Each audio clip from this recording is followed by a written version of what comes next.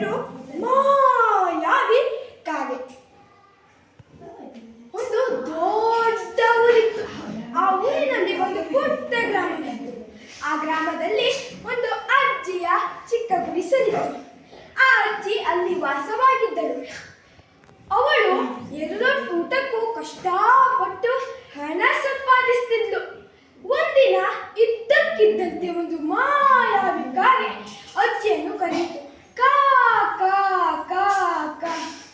ಅಜ್ಜಿ ಹೊರಗೆ ಹೋಗಿ ನೋಡಿದಾಗ ಒಂದು ಮಾಯಾವಿ ಕಾಗೆ ಅಲ್ಲಿತ್ತು.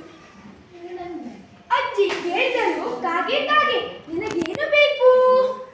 ಕಾಗೆ ಅಜ್ಜಿ ಅಜ್ಜಿ ನನಗೇನಾದರೂ ತಿನ್ನಲು ಕೊಡುವೆಯಾ ಎಂದು ಕೇಳಿತು. ಅಜ್ಜಿ ಸರಿ ಬಾ, ನನ್ನ ಊಟದಲ್ಲಿ ನಿನಗೊಂದು ತುಂಡನ್ನು ಕೊಡುವೆ ಎಂದು ಅಜ್ಜಿ ಕಾಗೆಯನ್ನು ಒಳಗೆ ಕರೆದುಕೊಂಡು ಹೋಗಿತು. ಅಜ್ಜಿ ತನ್ನ ಊಟದಲ್ಲಿ ಸ್ವಲ್ಪ ತುಂಡನ್ನು ಕಾಗೆಗೆ ಕೊಟ್ಟಳು. ಕಾಗೆ ಸಂತೋಷದಿಂದ ತಿಂದು ಹಾರಿ ಹೋಯಿತು. ಹೀಗೆ ದಿನಗಳು ಕಳೆದವು. ಒಂದು ದಿನ ಇದ್ದಕ್ಕಿದ್ದಂತೆ ಮಳೆ ಸುರಿಯಿತು. ಮಳೆಯಿಂದ ಅಜ್ಜಿಯ ಗುಡಿಸಲು ತೊಳೆದು ಹೋಯಿತು. ನುಚ್ಚು ನೂರಾಯಿತು.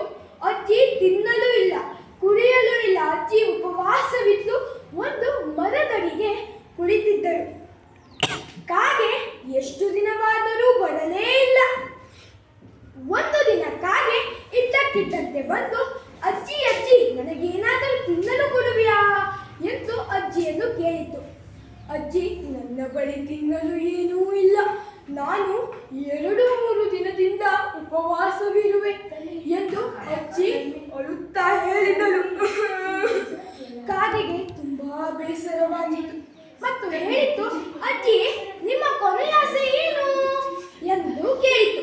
ಕಾಗೆ ಅಜ್ಜಿ ಹೇಳಿದಳು, ನನ್ನ ಕೊನೆಯ ಆಸೆ ಇನ್ನೇನಿರುತ್ತದೆ, ನನಗೆ ಕೊನೆಯ ಬಾರಿ ನನ್ನ ಮೊಮ್ಮಕ್ಕಳನ್ನು ನೋಡಬೇಕು ಎಂದು ಅಳುತ್ತಾ ಹೇಳಿದಳು.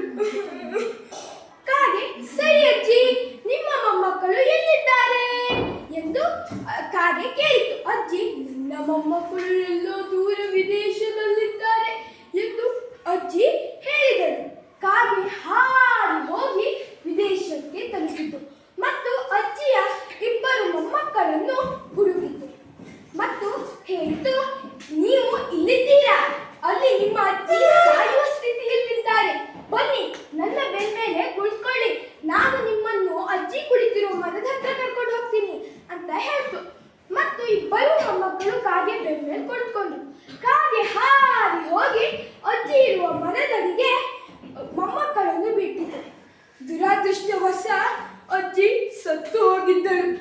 ಕಾಗೆಗೆ ತುಂಬಾ ಬೇಸರವಾಯಿತು ಮತ್ತು ಅಳತೊಡಗಿತು. ಈ ಅಜ್ಜಿಯ ಕೊನೆಯ ಆಸೆಯನ್ನು ನಾನು ತೀರಿಸಲು ಆಗಲೇ ಇಲ್ಲ ಎಂದು. ಕಾಗೆ ಹಾರಿ ಹೋಗಿ ಒಂದು ನದಿ ದಂಡೆ ಹತ್ತಿರ ಕುಳಿತುಕೊಂಡು ಮಂತ್ರವಾದಿಗೆ ಕಾಯುತ್ತಾ ಇತ್ತು.